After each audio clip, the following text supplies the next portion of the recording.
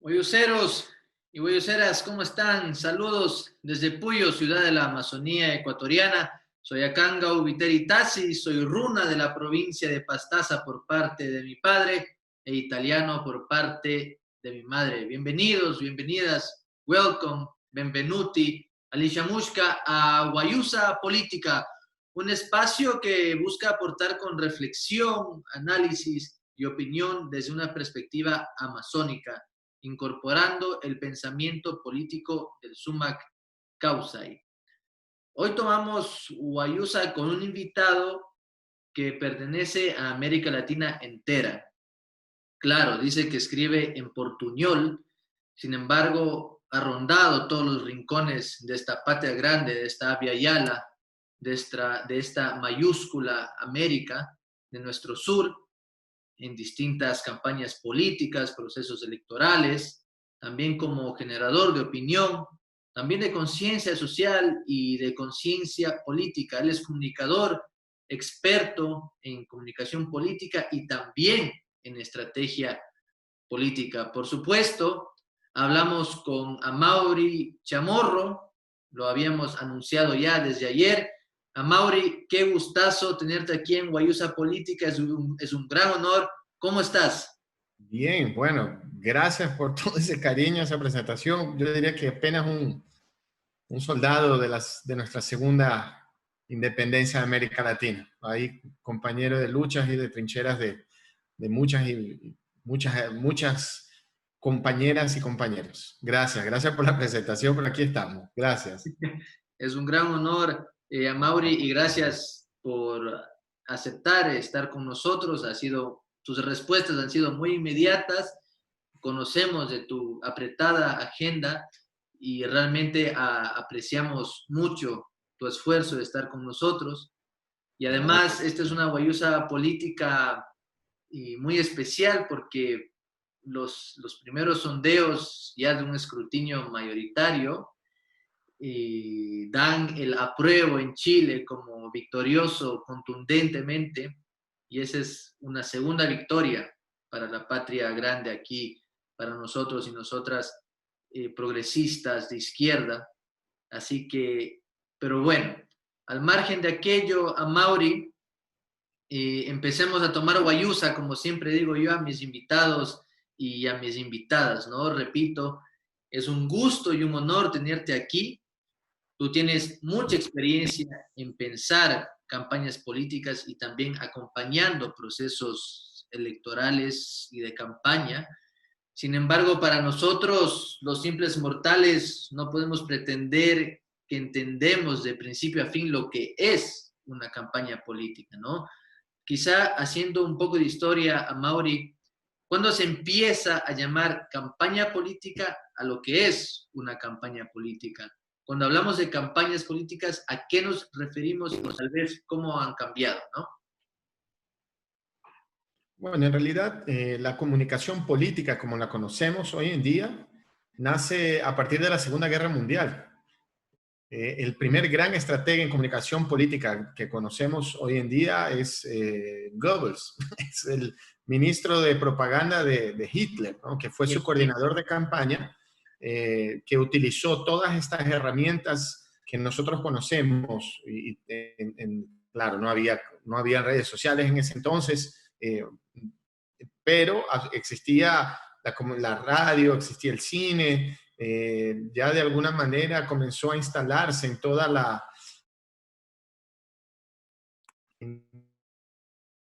utilización de casi que de un show, de un gran evento mediático para poder persuadir las personas. Él tuvo la idea de contratar un avión para que Hitler tuviera un avión para hacer su campaña presidencial. O sea, entonces él llegaba a los lugares y la llegada del avión de Hitler era un gran evento porque nunca se había visto en la historia de la humanidad. Fue el primer candidato a utilizar avión para poder llegar. Y entonces, imagínate en lugares que siquiera había pistas de aterrizaje, él llegaba con su avión y claro, era una cosa impresionante. Entonces, esos elementos de casi que transformar en una gran ópera, un gran concierto, un gran evento, el proceso de construcción de un relato para persuadir a las personas a votar por un candidato, eso nace con Goebbels, inclusive la palabra estrategia, ¿no? El plan estratégico comunicacional, el plan estratégico, así como la palabra brief, ¿no? O el briefing, ¿no? Que estamos acostumbrados a quien trabaja con comunicación, o sea, voy a anotar, me van a pasar la información para que yo pueda apuntar cuáles son las necesidades, cómo diseño la estrategia. Son palabras que vienen del caso de brief, de la Fuerza Aérea estadounidense, que para que no se filtrara la información, entonces cuando iban a hacer los bombardeos, ellos pasaban un brief minutos antes de que los pilotos tuvieran que despegar para bombardear. Entonces le decía, a ver, apunta muy rápidamente, te voy a dar las instrucciones para que tú puedas ir bombardear. O el plan estratégico, ¿no? El plan estratégico en el sentido de estrategia militar para vencer una batalla, una guerra, es lo que nosotros también utilizamos hoy en comunicación política. Pero obviamente si retrocedemos, está Maquiavelo, ¿no? Que fue el primer gran tratado de comunicación política, inclusive de cómo él describe cómo tiene que ser la postura del príncipe en el trato con la gente, cómo él debe tratar a sus enemigos, cómo él debe, si él va a ser un tirano, en qué momento él tiene que ser buena gente, pero también equilibrando el tema económico. O sea, el gran primer tratado de comunicación política fue escrito por Maquiavelo en Italia. Entonces, y eso hace, si no me engaño, en 1700, o antes, yo no me quiero equivocar, pero yo creo que es como por el siglo XVIII. Entonces, hay una modificación, digamos, de esos tratados, inclusive porque se ha tecnificado en el sentido del uso de las tecnologías de información para hacer comunicación política. No obstante, de fondo es prácticamente lo mismo, ¿no? Es tocar el corazón, las mentes de los ciudadanos para de alguna forma en un momento, en un proceso electoral o también la comunicación de un gobierno, permitan que exista gobernabilidad o vencer las elecciones. Entonces la comunicación política trabaja los elementos comunicacionales, pero también de mano dada con procesos políticos, ¿no? Yo no me gusta hablar del marketing político, ¿no? Porque marketing viene obviamente del mercadeo, de vender un producto, vender una Coca-Cola o vender un carro o vender, no sé, sábanas. En realidad, la política influencia la vida de millones de personas, determina el futuro de la humanidad. Entonces, yo creo que no es simplemente vender un producto dentro de pese a que se utilizan las herramientas de mercadotecnia para poder hacer análisis de mercado, ese tipo de cosas. Entonces, es un poquito eso la comunicación política y, bueno, y la tecnología de la información que hoy en día también ayuda como dificulta, ¿no? El tema del fake news, las matrices informativas falsas es complicado. Así es. Bueno, importante este breve recuento, rápido recuento que has hecho, Amaury, porque yo te pregunto esto porque actualmente, ¿no? Existe tal nivel de desencanto en la política, aparentemente, que todo se percibe como mentira, ¿no? Como que política igual a mentira, político o política igual a mentiroso o mentirosa, ¿no? Entonces se percibe como mentira, más no como verdad. Pero no sucede ahora, sino parece que desde hace tiempo existe ese desencanto, ¿no? La gente lleva en su imaginario que campaña política equivale a limosnas maleducadas. Y digo maleducadas porque las mentes simples de las campañas, como los cacicazgos locales de cualquier ciudad y de cualquier provincia, creen que literalmente pueden comprar conciencias, ¿no? Que lo hagan, supongo que depende de la decisión y de la gente al enfrentarse a la papeleta, pero no obstante aquellos que manejan las estrategias, por ejemplo, una estrategia, entre comillas, de darle trago al indio porque es lo que quiere, ¿no? Y denles comida porque mueren de hambre, prometiendo que siempre va a ser así, cuando obviamente no es así. En suma, la campaña política es más un sinónimo de mentira que una muestra de sinceridad y de verdad. ¿Qué rol juega la verdad en la campaña política electoral? Bueno, yo diría que la comunicación es una herramienta de los procesos políticos, no al revés, ¿no? La comunicación se subordina a un proceso político. Si uno es un hipócrita, si uno es un oportunista, un corrupto, uno pone la comunicación y uno utiliza la comunicación y los procesos electorales como una forma de cooptación y de romper prácticamente un pacto social simplemente para ganar las elecciones, como es el caso, por ejemplo, de darle bebida a los indígenas, o a los indígenas, a cualquier persona, o de regalar colchones, porque es lo que ellos quieren. O sea, porque ahí yo gano el voto. Pero ¿qué estamos construyendo como sociedad? Va de la mano, claro, que con el sector político que uno trabaja. Yo nunca he trabajado con la derecha en mi vida, ¿no? Tengo ya 26 años trabajando con comunicación general y con comunicación política. Y nunca trabajaría. ¿Por qué? Porque la derecha no cree utiliza la política para beneficio propio, para beneficio del capital, de sus empresas, de su poder. No hay, las fuerzas conservadoras concentran el poder y lo que ellos quieren es dominar las grandes masas para que sean recursos que alimenten y continúen alimentando sus riquezas. Los progresistas, la gente de izquierda, cree que la ciudadanía es lo principal y que las empresas, el mercado deben estar a servicio también de la sociedad, del Estado. Entonces, nosotros no estamos dispuestos a romper, a quebrantar la sociedad o a forzar, utilizar de manera inclusive ilegal, ¿no? Porque es una compra de voto, está regalando cosas para poder obtener algo a cambio en un momento electoral, que sería el voto, el sufragio, también es una cosa ilegal. Entonces, la izquierda de cierta manera cree que la política está sobre el tema, sobre la comunicación. No puede ser, el fin no justifica los medios para nosotros. Por eso, también se nos hace muy difícil enfrentar el lawfare, ¿no? El lawfare crece, o sea, la persecución judicial que tiene como objetivo afectar directamente la opinión de la sociedad, sea en procesos electorales o fuera de ellos, tiene ese objetivo que utiliza, ese objetivo no, esa táctica, no utilizar el mecanismo de la destrucción de la reputación, utilizar la justicia, prender, meter a la cárcel gente ilegalmente, no importa, y comunicacionalmente yo transmito medias verdades o yo estoy mintiendo o descontextualizando la información para que la opinión pública sea favorable a un sector o al otro, eso nosotros lo hemos vivido en América Latina durante todo el tiempo. Entonces, todos estos últimos 5 años, yo diría. ¿Qué ha ocurrido también ahí que es importante, que es el debate inclusive de cuáles son los parámetros que nosotros tenemos como sociedad, porque se comenzó a cuestionar la democracia en sí misma, ¿no? ¿Cómo puede ser que un proceso de desestabilización desde el poder de la comunicación, ¿no? El poder informativo de las empresas de comunicación, cómo ha podido destruir las democracias en estos 2 últimos años? Es algo que realmente ha impresionado y que ha hecho con que la sociedad comenzara a repensar la democracia. Inclusive el resultado electoral en Chile es eso, el resultado electoral en Bolivia hace una semana es eso.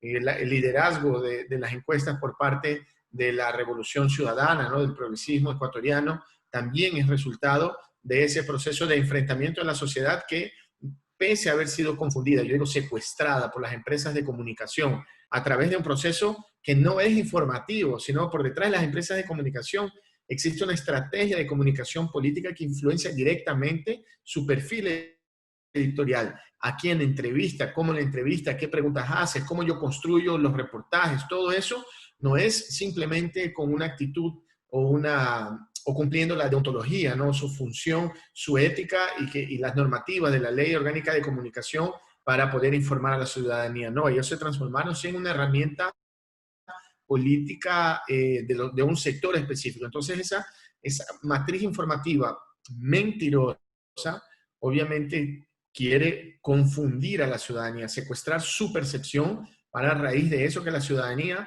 deje de votar por un sector o por otro. En el caso de que la ciudadanía ya, pese a toda la fuerza, la presión informativa falsa, decida aún votar por el progresismo, ¿qué es lo que hace entonces el sector conservador? Mete preso al candidato. Lo hizo con el presidente Lula, en el caso del vicepresidente Jorge Glass. Entonces, nosotros vivimos, sí, una presión de un sistema informativo que crea una coyuntura de mentiras que secuestra la opinión pública y que a su vez permite atropellar la normativa, la democracia. Entonces, ese es el peligro. Ahí está un gran ejemplo de la utilización de la comunicación política como una herramienta de destrucción de la democracia, no de construcción de la misma a partir de un proceso electoral, por ejemplo. Entiendo, Amaury. Ahora, Y para seguir, ¿no? Y he observado que dentro de las campañas políticas se utilizan las emociones para exacerbar los sentimientos de las personas, de los votantes, de las votantes. Por ejemplo, prejuicios, fanatismos, racismo, ¿no? Pero también para que el ciudadano descubra lo mejor de sí, para sacar a relucir lo mejor del ciudadano, de la ciudadana, sentir empatía con lo que se le está comunicando, ¿no? Y hay ejemplos ahí concretos, por ejemplo, a Evo Morales cuando lo acusaban de tener un montón de hijos regados por ahí, entonces se manejaba la imagen del machito que dejaba regados los hijos por ahí, que la mujer desamparada. También aquí en Ecuador el caso de las alcaldesas, donde les montaban las caras de las alcaldesas sobre imágenes de películas pornográficas, pero también, digamos, del lado positivo, diría yo, por ejemplo, el spot de la bicicleta del presidente Correa, ¿no? Bastante también en comunicación política, un hito de la comunicación política, ese spot. ¿Cómo juegan las emociones versus las ideas en las campañas políticas?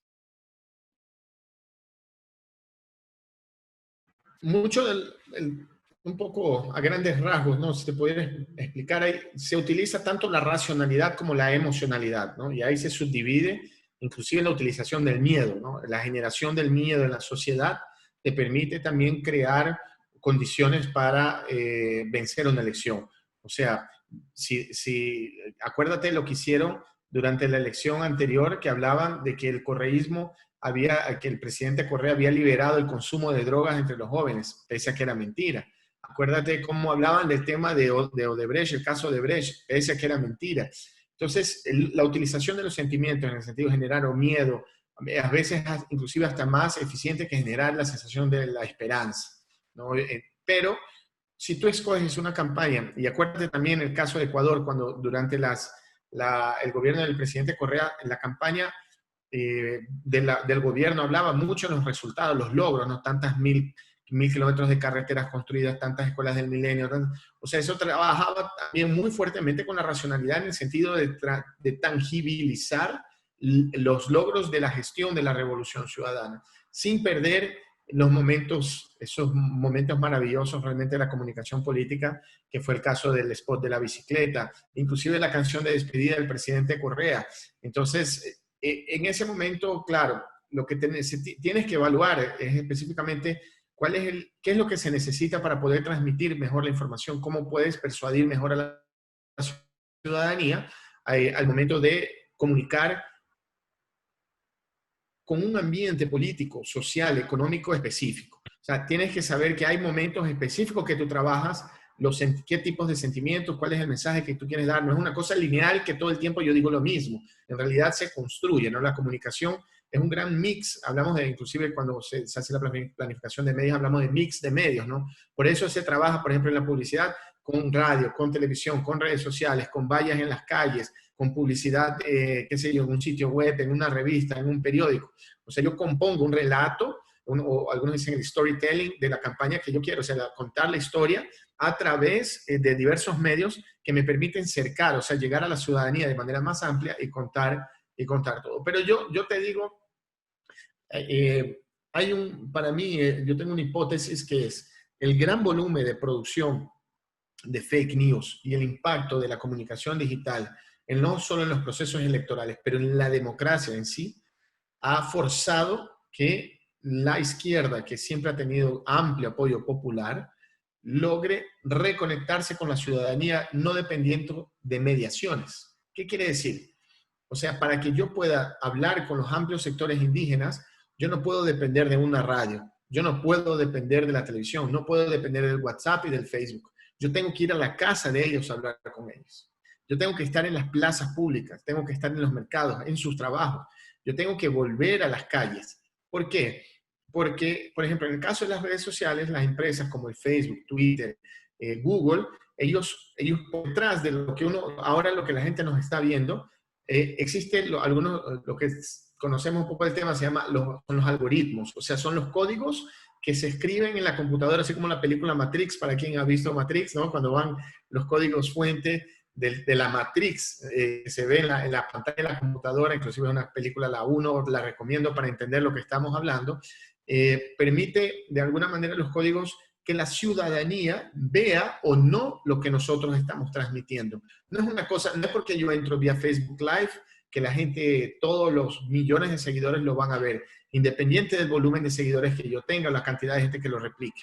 Porque eso ocurre dependiendo de cómo los códigos fuente, o sea, cómo los algoritmos permiten que esa información se disemine. Y hay una actitud política de la construcción de esos algoritmos. Por ejemplo, el presidente Correa tuvo su página, su fanpage eliminada de las redes sociales. ¿Por qué se elimina? Por una actitud política. Así como yo he visto y hay un comportamiento común en las redes sociales en todo el planeta, de que cuando el progresismo va a hablar, cae el volumen de información, el volumen de accesos o inclusive el impacto, el alcance del mensaje. ¿Por qué eso ocurre? Pese a los millones de seguidores que hay. Porque obviamente por detrás hay un mecanismo que te impide. Lo mismo cuando uno va a hablar en una radio, uno va a hablar en la televisión. ¿Por qué los presentadores son agresivos? Casi que insultan a la izquierda. ¿Por qué en algunos casos, inclusive los medios de comunicación, cuando se termina la entrevista, hacen un editorial para destruir a la persona que está hablando, dando la entrevista, sin que esa persona, cuando yo comente la entrevista que ocurrió anteriormente, la persona esté en vivo para poder opinar? Entonces el último mensaje no es de la persona entrevistada, pero sí del analista que destruye la reputación del entrevistado. Entonces son mecanismos que se utilizan para afectar el mensaje. ¿Cómo rompemos eso? Volviendo a las calles, volviendo a las montañas, a los ríos, a las playas, a los puertos pesqueros, volver a cada esquina. Y eso no se aplica solo al Ecuador, eso se aplica a toda América Latina, eso se aplica al mundo. El progresismo no puede depender de las empresas que tienen el monopolio de la transmisión de la información, de la construcción del relato.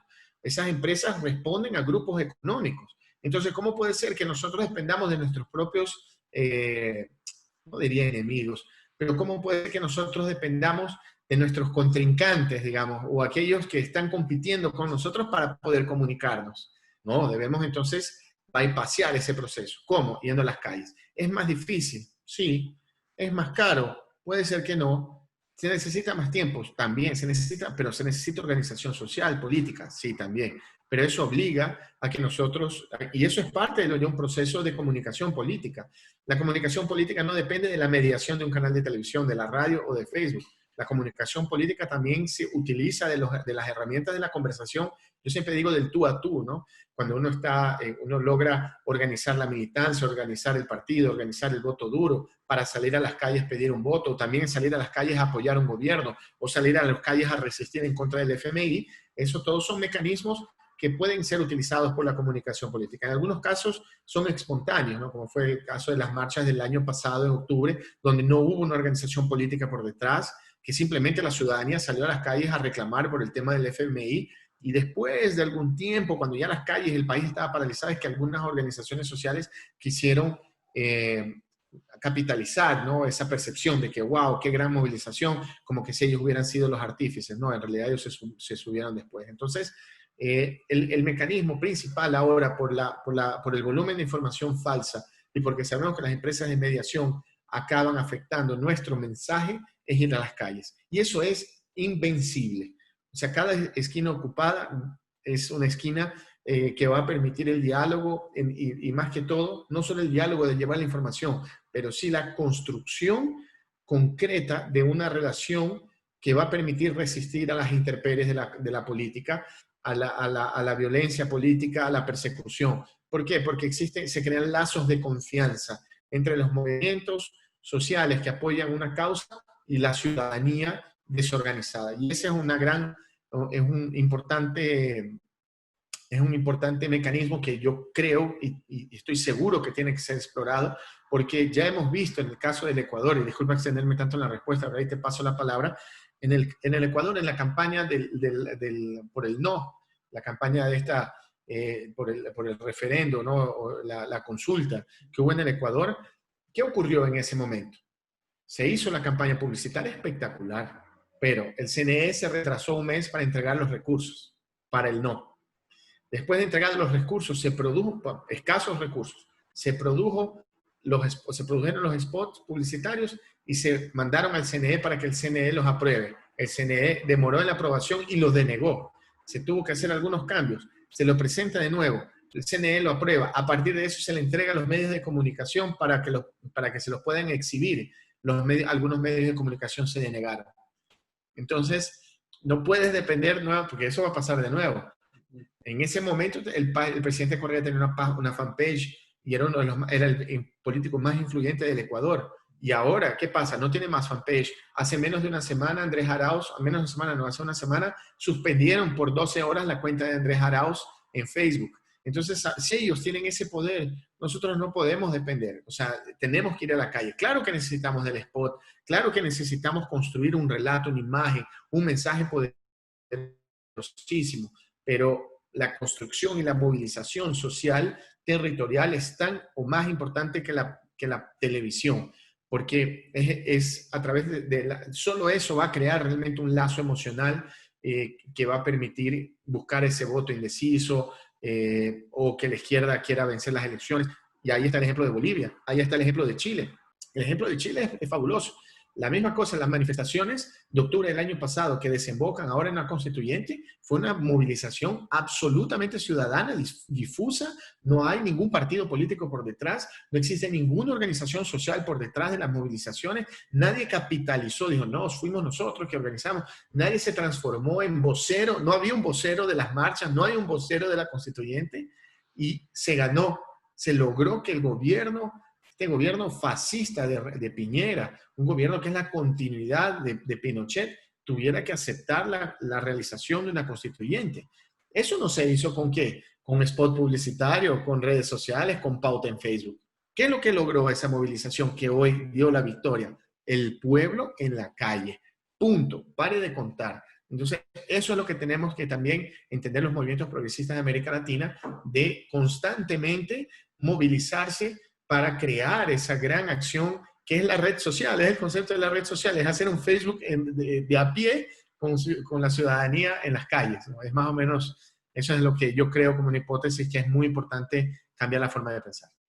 Ahora, Mauri, has mencionado varias cosas muy importantes y yo quisiera plantearte varias cosas, ¿no? Y primero el tema, por ejemplo, de la comunicación política, la campaña política, los procesos electorales que responden a situaciones tanto coyunturales, políticas o pueden ser de otra índole. No estamos en medio de una pandemia donde está existiendo supuestamente un rebrote bastante agresivo, tanto en Europa, pero también en América Latina. Uno, ¿cómo pensar una campaña política en ese sentido, ¿no? Que dicen, ¿no? Que supuestamente esta campaña electoral aquí en Ecuador va a ser bastante particular por el tema de exacerbar las redes sociales, ya no mucho el puerta a puerta, sino tal vez el Facebook a Facebook, no sé, o sea, pagar la pauta por Facebook. De hecho, por ejemplo, y tú lo has dicho muy bien, ¿no?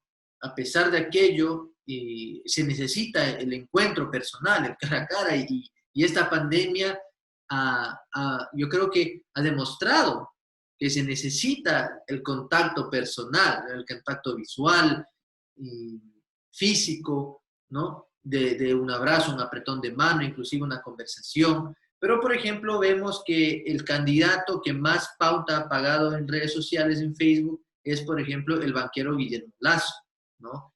Y hablabas también del tema de los medios de comunicación, los movimientos progresistas, los candidatos de los progresismos no tienen, digamos, esa amistad, entre comillas, con los grandes monopolios de comunicación, entonces no pueden fiarse de que sus spots publicitarios sean difundidos por los medios de comunicación, el tema de la pandemia en las redes sociales. Entonces, en el contexto, y perdón ser tan reiterativo, de la pandemia, ¿cómo pensar una campaña política, un proceso político que realmente llegue a la gente? Quiero decir, claro, tú has mencionado que se necesita llenar la plaza, ir a la esquina, conversar con el de la tienda, la del mercado, o el zapatero, la zapatera, quien sea, se necesita ese contacto personal. Pero claro, estamos en un contexto donde también los medios de comunicación nos infunden miedo de que, cuidado, el contacto personal te puede contagiar y si te contagias tú te puedes morir. ¿Cómo manejar una campaña electoral en las condiciones que estamos, tanto políticas en desventaja como con el contexto de una pandemia? Mira, y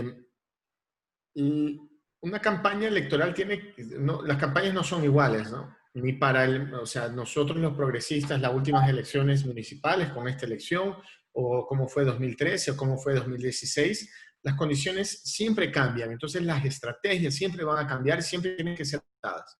Y es diferente también hacer una campaña para el progresismo como hacer una campaña para la derecha, porque obviamente la derecha tiene en este momento el apoyo de toda la maquinaria de los medios de comunicación, siempre lo han tenido de las empresas de comunicación, así como tiene también de las empresas que son dueñas de las redes sociales. Eh, no nos restan, lo que nos obliga es a tener mucha bioseguridad, aplicar protocolos de bioseguridad, pero inevitablemente avanzar en las esquinas para buscar ese voto. ¿Por qué? Porque primero el COVID, y eso tienes razón, el COVID mata, ¿no? O sea, no nos engañemos, es extremadamente peligroso, uno tiene que cuidarse, tiene que utilizar los protocolos de bioseguridad. No obstante, si nosotros no vamos a buscar esos votos, la economía está prácticamente abierta en todos lados, ¿no? Todo funciona, todo está abierto, todo es como que se hubiera vuelto a lo normal. Son pocas las empresas y pocos los sectores que realmente se dan el lujo de estar en casa haciendo teletrabajo, pero ya el pueblo, el ciudadano de a pie, que es el 70% de la ciudadanía ecuatoriana, está en las calles trabajando, intentando llevar la comida a su casa, ¿no? Llenarle la olla a la gente. Ahora, esa gente está en la calle ahí y tenemos que tocarles la puerta. Hoy, ¿qué ocurre? Mira qué fenómeno. Con la disminución sensible del empleo en el Ecuador, la cantidad de gente desempleada, el costo de vida elevadísimo, el nivel de endeudamiento, muchos ciudadanos, muchas familias enteras no tienen más dinero para ponerle saldo al celular. Eso es muy común. Entonces, ¿cómo voy a hacer una campaña para un sector popular a través de Facebook con pauta o YouTube si yo sé que la gente no está consumiendo tanto redes sociales porque no tiene $1 para ponerle saldo? Porque la gente no está, es complejo la situación. Entonces, tengo que ir a buscar esa ciudadanía, tengo que ir a buscar ese voto. Y eso se lo consigue en la calle, pero hay que tomar cuidado. Obviamente no estamos más en la cuarentena. O sea, si estuviéramos en primero que si hubiera una campaña presidencial en el momento de los 40.000 muertos en Guayaquil, obviamente no ocurriría esa elección. Entonces también no hay ni siquiera cómo hacer campaña. Recordemos cómo en Bolivia se postergó, se fue postergando la elección, inclusive en la primera vez que se posterga el mismo presidente Evo Morales dijo apoyamos que se postergue porque obviamente la situación de la pandemia era muy grave. Va a venir un rebrote en pleno ejercicio electoral en Ecuador, va a haber un rebrote, o sea, va a haber un aumento sensible del número de contagios y el número de fallecidos en el país. Y nosotros debemos estar preparados para tal. Por eso es importante que en este momento, que aún ha disminuido el volumen de afectación del COVID en el país, en este momento estamos como en un valle, ¿no? En un bache temporal, es ahora donde debemos ir a buscar esos votos. Yo digo que deberíamos comenzar diciembre ya liderando las encuestas. Eso es importante. La derecha tiene el apoyo mediático de las empresas de comunicación, la persecución política, el boicot, el bloqueo, el fake news, la cantidad de troll centers, toda la fortaleza que tiene y el gobierno ecuatoriano por detrás, obviamente es una desventaja a nosotros que somos los de a pie. Entonces, ¿a dónde nos fortalecemos? A dónde estamos, en las calles. No hay para dónde escapar. Perfecto, Mauri. Sé que estamos sobre la hora, te pedimos muchas disculpas. Rápidamente, saludos a la gente que nos escribe en redes sociales. Jessy García desde Machala, que nos está viendo. Marcelo Congacha desde Quito, felicitar al pueblo chileno por el referéndum. Jorge Paredes desde Puyo. Denis Rogatiuk desde Bolivia, saludos a Mauri. Dice, la ultraderecha es como el agente Smith en la película Matrix, un virus que quiere consumir todo. Walter Quiñones también saludos, y Juan Gatasi Bianchi también te manda saludos. Para terminar, Mauri, tal vez para no robarte mucho tiempo, y tuvimos aquí en Guayusa Política a Marco Enríquez Ominami, y él había reflexionado sobre este discurso bastante común ahora en la comunicación política, pero también en los políticos, ¿no? De que no existe la izquierda ni la derecha, yo no soy ni de izquierda ni de derecha, soy humanista, soy ambientalista, soy animalista, ¿no?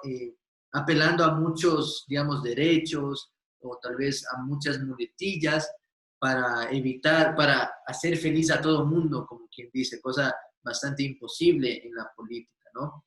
Pero Marco Enrique Ominami, uno de los grandes impulsores, además de Apruebo en Chile, reflexionaba que existe una izquierda y una derecha, existe, ¿no? Inclusive decía, claro, qué casualidad que siempre la derecha le interesan las privatizaciones, siempre la derecha maneja un discurso de eficiencia en el Estado y en el sector privado, pero claro, también admitía que pueden haber momentos en que la derecha o la izquierda no basta para leer el momento político, no basta para dar respuestas porque pueden haber cosas nuevas, como quizá, por ejemplo, la pandemia, ¿no?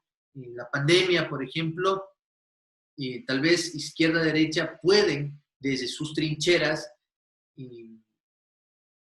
proveer ideas, tanto en una campaña electoral como si están en funciones de cómo manejar aquello, ¿no? Pero claro, vemos que la derecha, por ejemplo, aquí en Ecuador, ha manejado la pandemia de una forma desastrosa.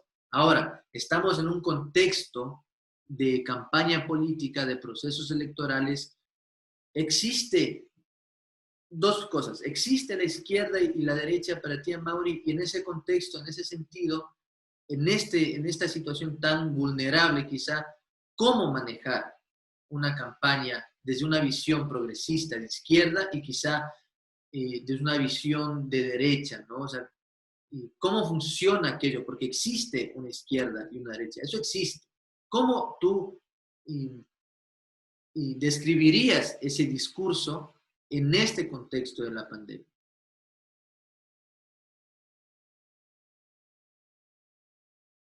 Respondiendo a tu primera pregunta sobre izquierda y derecha. Uh-huh. La izquierda y la derecha se polarizó durante la Guerra Fría, ¿no? O sea, tenías el socialismo, el comunismo de la Unión Soviética y tenías el capitalismo de los Estados Unidos que se enfrentaban en la geopolítica mundial, ¿no? Disputando, creando el muro de Berlín, teniendo el bloque socialista, disputando América Latina, los golpes de Estado, las masacres de los militares apoyados por los Estados Unidos, la gesta histórica de la Revolución Cubana que venció una guerrilla, logra vencer un gobierno capitalista y implementar un socialismo que desde mi punto de vista exitoso, porque ha resistido a 60 años de una masacre, de un bloqueo económico brutal, y es un país que exporta médicos para ayudar a los países africanos a no morir de enfermedad. O sea, en sí esa es una victoria para los humanistas, para que la gente que cree en el ser humano, esa es una victoria.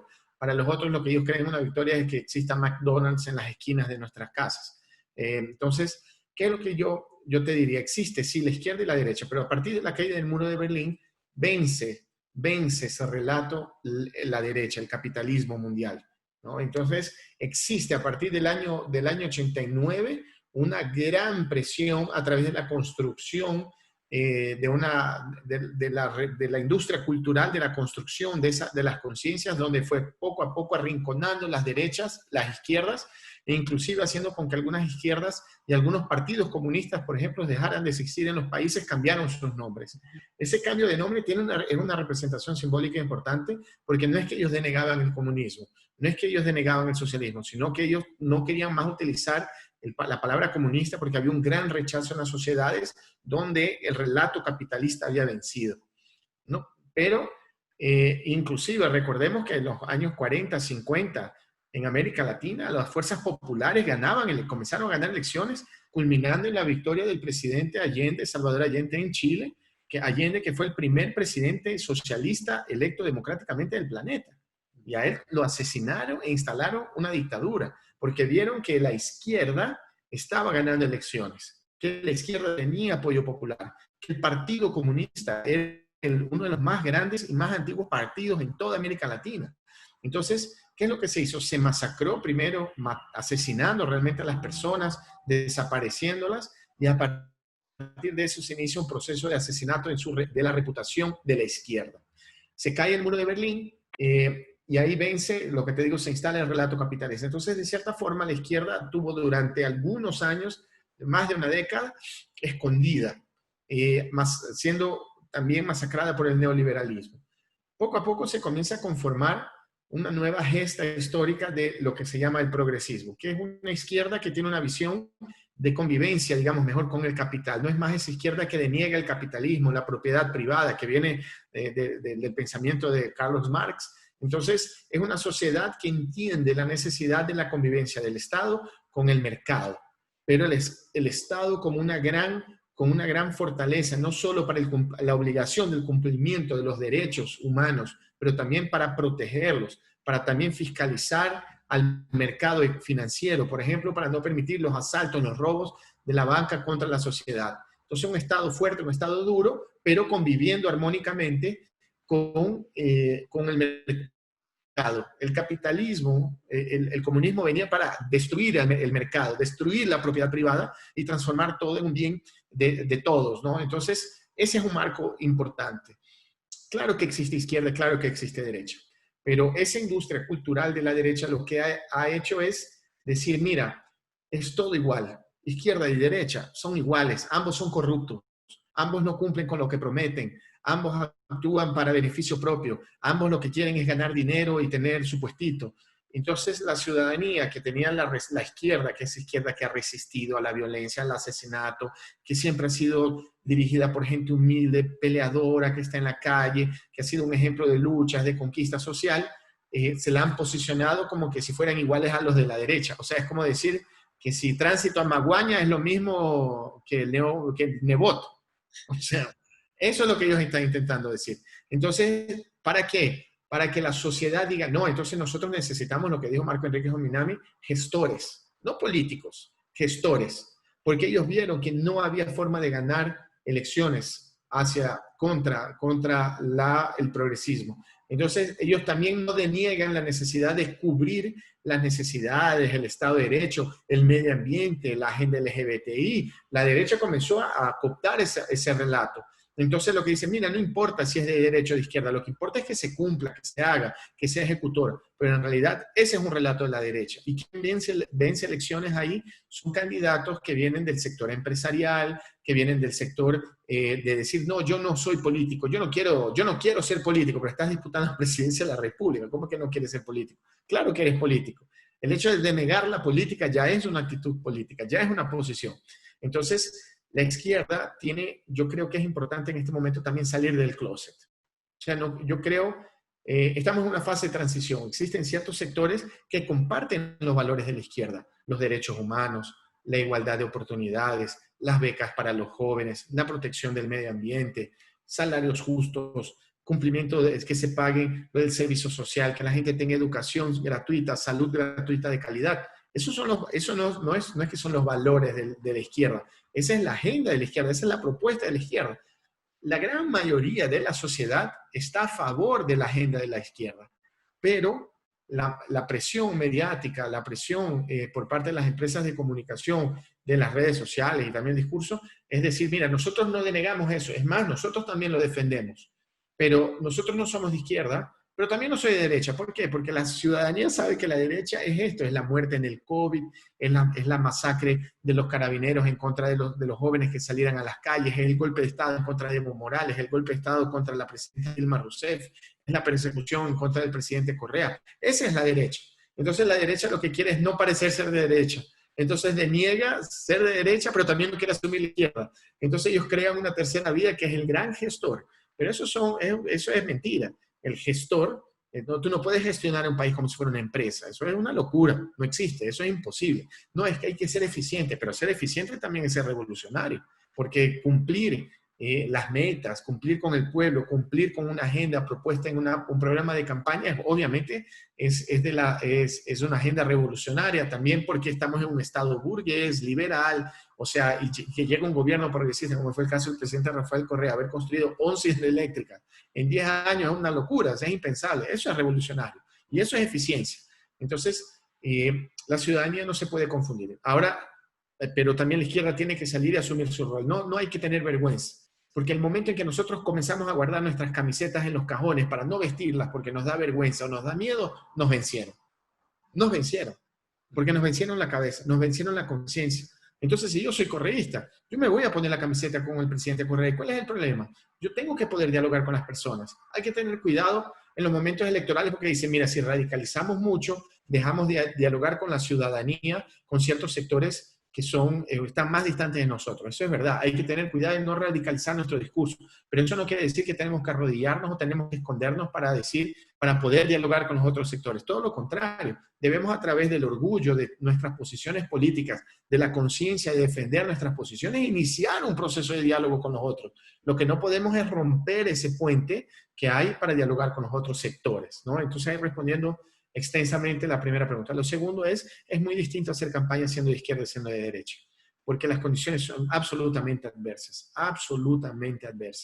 Pero yo creo que ya el progresismo latinoamericano, con la victoria de Andrés Manuel, la victoria de Alberto Fernández, la victoria de Lucho Arce, la victoria del pueblo chileno, ahora con la aprobación de la Constitución, ya ha creado, sí, ya ha entendido un poco que todos ellos, ¿qué tiene de denominador común? Es la gran fuerza de la gente en las calles para recuperar la agenda pública.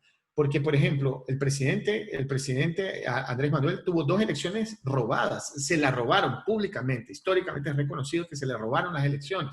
¿Qué pasa ahí? Se le robaron las elecciones, pero en la tercera tentativa, él dijo, inclusive en una entrevista, fue muy interesante, él dijo, mira, el que suelte el tigre, que lo agarre. Porque yo no voy a impedir que la ciudadanía salga a la calle a reclamar en caso de que nos roben las elecciones. Ya era un mensaje. ¿Cuál fue el miedo de la derecha? Esto se puede incendiar. La votación fue construida por una gran campaña de calle. Lo mismo fue en Argentina, lo mismo fue en Bolivia, lo mismo es en Chile, y en el Ecuador tiene que ser así también. Entonces, la sustentación, los mecanismos, la izquierda no tiene los recursos de la derecha. La izquierda no tiene las empresas de comunicación. La izquierda no tiene el apoyo de Facebook, de Twitter, de YouTube, de Google, de Netflix, porque Netflix inclusive produce series y películas para afectar a la izquierda. Recordemos El Mecanismo, que es una película que posiciona al presidente Lula sobre el tema del lawfare como que si fuera un alcohólico corrupto. Existe ahí también una serie de Netflix, también produce contenido que ayuda a influenciar la opinión pública a favor de la derecha. Entonces, ¿qué es lo que nosotros tenemos? El pueblo. Nadie tiene el pueblo. Eso es, el pueblo, las fuerzas populares son de izquierda. Lo que pasa es que tenemos que crear esos mecanismos de recuperar esa fuerza popular para que ellos sean los grandes vectores de buscar el voto con los sectores indecisos, para que la gente, la ciudadanía se empodere del proceso político. No es que venga un político, un candidato a decir, voten por mí. No, la ciudadanía tiene que decir, voten por él. Entonces, cuando venga tu vecino y te toque la puerta y diga, mira, yo voy a votar por el candidato, por Andrés Arauz. Entonces, yo quiero pedirte a ti que me ayude. O sea, eso tiene más credibilidad que Andrés, que le toca la puerta y dice, mira, vota por mí. Entonces, esa fuerza popular es lo que la derecha quiere arrinconarnos, pero lo que nosotros tenemos que hacer es soltar ese tigre. Tenemos que avanzar hacia la composición de una fortaleza, de una musculatura social que nos permita ganar las elecciones. Mauri, perdóname, solo para terminar, si quieres, lo más puntual posible, discúlpame. Y no, por favor, gracias. Con lo que tú has mencionado se me viene una idea, ¿no? Y es una idea que a mí personalmente no me asusta, no me fastidia el término, cómo lo usan, pero no me asusta ni nada la etiqueta. Pero cómo lidiar tanto en campaña electoral, en campaña política, y porque todo lo que tú mencionas son reivindicaciones justas, populares, de dignidad, históricas, de los pueblos originarios, de los pueblos negros, de los pueblos cholos, o quizá de alguna otra etnia, del pueblo mapuche, por ejemplo, en Chile. O sea, esas condensaciones políticas que tienen un horizonte claro, que es cumplir con esas reivindicaciones históricas. Luego la derecha viene y nos tachan de populistas, ¿no? Esa gran muletilla del populismo, ¿no? ¿Cómo lidiar, por ejemplo, con esa muletilla, con esa etiqueta de populismo, de que si tú reivindicas un legítimo derecho histórico, ciudadano, popular o étnico, o lo que fuese, y te tachan de populismo, de populista? ¿Cómo lidiar con eso finalmente? Primero tú acabas de citar algo que hace paralelo a lo que yo dije anteriormente, que es cuando uno guarda la camiseta en el cajón porque tiene miedo. ¿Y cuál es el problema de ser populista? Exacto. Porque la derecha dice que somos populistas. Sí, lo somos. Porque somos populistas, porque nuestras fuerzas son populares, porque nuestra agenda es la reivindicación del derecho del pueblo pobre, de los invisibles, de la patria, para que tengan las mismas o mejores condiciones que los ricos de este país. Eso es populista, claro que es populista. ¿Y cuál es el problema? El populismo ha sido utilizado por los sectores conservadores y la academia conservadora que responde al neoliberalismo que viene de la academia de los Estados Unidos para decir que es algo negativo, ¿no? Perón es algo negativo porque fue muy populista, Jean Goulart, Getúlio Vargas, o sea, oh, eso no. ¿Por qué eso no? Porque claro, porque ellos tenían el apoyo de los partidos socialistas, del Partido Comunista, porque eran fuerzas populares que lo llevaron a implementar que en ese momento populista les implementaron la agenda de los derechos laborales, fue ahí que nace el seguro social en América Latina, la seguridad social, o sea, esa fortaleza viene del movimiento popular, esas conquistas. Entonces sí, nosotros somos populistas, porque estamos reivindicando el pueblo. Entonces, tenemos dos opciones, o denegamos porque nos da miedo, o nosotros partimos a un proceso pedagógico.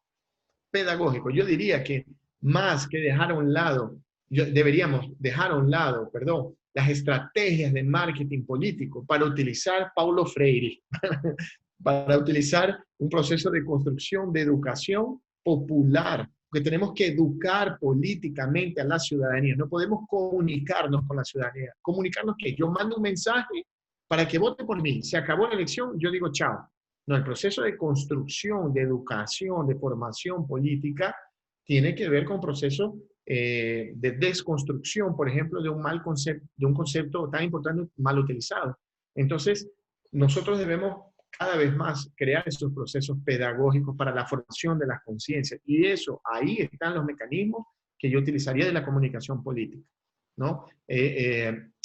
La pedagogía del oprimido, ¿no? El gran libro referencial de Paulo Freire es justamente eso, utilizar el ambiente para que la sociedad, para que el pueblo pobre, invisible, tenga las herramientas de emancipación, de ser libre. Marketing político no te va a dar eso. Entonces, ese libre, ese soberano, ese emancipado que tiene, y esa es la labor de la izquierda como en un proceso electoral y también en un proceso de construcción política, tiene que ser constante. Y solo eso va a proteger a esa ciudadanía del marketing, del lawfare, de la influencia de las empresas de comunicación, porque él va a tener ese criterio. Entonces es un trabajo a mediano y largo plazo y es la única forma de protegernos. Por eso digo, ¿somos populistas? Claro que somos populistas. ¿Somos socialistas? También somos socialistas. ¿Cuál es el problema? ¿Cuál es el problema? Sí, el Che Guevara es alguien muy importante para la historia de América Latina y de la izquierda, y es un ejemplo a nivel mundial. Ah, no, pero es que eso nos puede desfasar la relación con algunos sectores. No, vamos a dialogar con los sectores. Es simplemente no cerrarnos como que si fuera una verdad absoluta, pero también no podemos denegarla. Y ese error de negar ese proceso nos ha permitido perder espacio. La revolución boliviana, el proceso del cambio, reivindicó sus orígenes, reivindicó ser de izquierda, antiimperialista, y mira el resultado que sacó. Entonces, si hubiera sido un cálculo matemático, viniendo del marketing, decir, no, dialoguemos con los sectores que son menos, miran medio feo al Che, entonces deneguemos. No, el Che es parte de nuestra simbología. ¿Entiendes? O sea, claro que hay que matizar todo eso, hay que entender, o sea, yo no puedo ir a una reunión con los sectores empresariales vistiendo la camiseta del Che Guevara, no es eso. Pero yo también no tengo por qué denegar que es simbólico, ¿no? Para nosotros y que los pueblos ancestrales son la punta de la lanza de la reivindicación de este proceso histórico. O sea, es lo que nos mueve, que son esos pueblos que migraron, esos migrantes indígenas son los que mantuvieron este país. Entonces, denegar, porque es populista, es denegar la existencia de los 3 millones de hermanas y hermanos indígenas ecuatorianos que tuvieron que irse del país para mantener a la gente aquí. Entonces, no es que es populista. No podemos por cálculos electorales, no podemos denegar procesos históricos políticos. Tenemos que saber adaptar el discurso, pero no podemos denegarlos.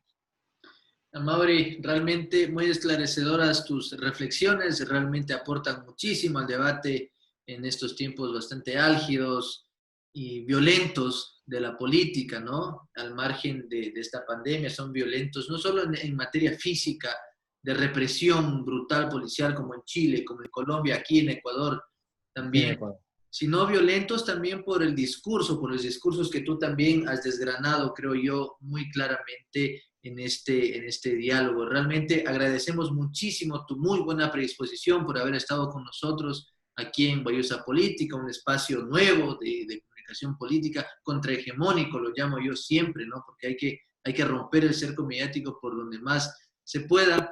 Es muy importante, son muy importantes tus reflexiones, este intercambio de ideas, este debate, y así que realmente, reitero, agradecemos mucho tu presencia aquí en Guayusa Política. No sé si quizá tienes una reflexión final para cerrar el programa de hoy. Yo quería cerrar el programa diciendo que la responsabilidad de la victoria electoral del progresismo aquí en Ecuador es de cada uno de nosotros. No es del candidato, no es del movimiento político, no es de la campaña, no es del spot, del jingle, de la pancarta o del eslogan. Es de nuestra responsabilidad de ir a buscar el voto. Los chilenos, los bolivianos, los argentinos y los mexicanos han demostrado que es así. Entonces, no terciaricemos las responsabilidades. Yo quería hacer un llamado a las fuerzas progresistas a decirles que somos nosotros, los de abajo, el pueblo, los que somos los encargados de buscar esos votos. Si cada uno de nosotros consigue un voto de alguien que no sea progresista, entonces nosotros ganamos en primera vuelta, arrasamos. Un voto. O sea, si tenemos una familia de 5 personas, cada uno de nosotros logra buscar un voto para el progresismo, un voto de un indeciso, de una persona que no sabe por quién va a votar, nosotros arrasamos en primera vuelta. Entonces, esa es la responsabilidad que nosotros tenemos histórica con el país. Y yo creo que todos tenemos conciencia y estamos trabajando para eso. Gracias por el espacio, gracias por la invitación. Yo voy a estar siempre a disposición para participar del programa y un saludo a todas y a todos. Gracias. Muchas gracias a Mauri, saludos a Jairo desde Puyo también, a Mary Ordóñez desde Loja, que nos escuchan desde varias partes del país, desde aquí en la Amazonía también a Mauri te enviamos un fuerte abrazo, también a los guayuseros y a las guayuseras, gracias por siempre seguirnos, nos vemos el miércoles con otra Guayusa Opina, no olviden que tomar guayusa es sinónimo de reflexión, muchas gracias.